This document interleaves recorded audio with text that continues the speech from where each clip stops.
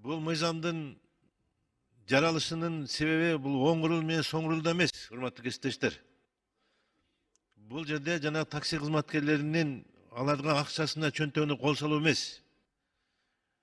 Бул коопсуздукту, жол коопсуздугун сактоо дегенди илгери союз убагында обеспечение безопасности дорожного движения дегенде целый союзный институт разрабатывал, отдельная служба кылып. Азыркы кезде булардын кылып аткан иши ошол бизден мына канча деген Афганистандагы өлбөгөн адамдардын жол кырсынан каза болгондугунун негизинен чыгып атат. Азыр ушул жерде отурган кесиптештерибиздин киминин жакын туугандары, жол алыскы туугандарынын кимиси каза болгон эмес жолдо? Мындай жок.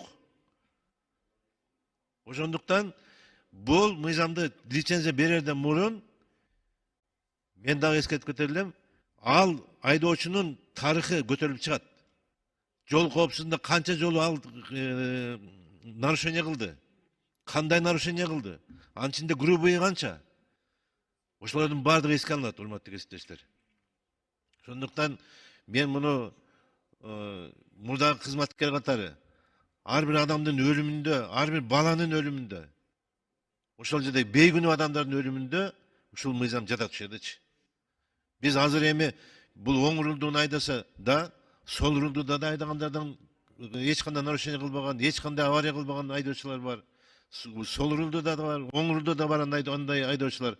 Ошондуктан мен ойлойт элем, урматтуу кесиптештер, эгер кайдыгер болбосок ар бир жараныбызга мына мыйзамды талкуусуз эле, суроосуз эле биринчи окуудан кабыл алып, кийинки экинчи окууга мен сунуш бере элем. Кийинки окууга ар бирибиз ошол өзүбүздүн сунуштарыбызды берели.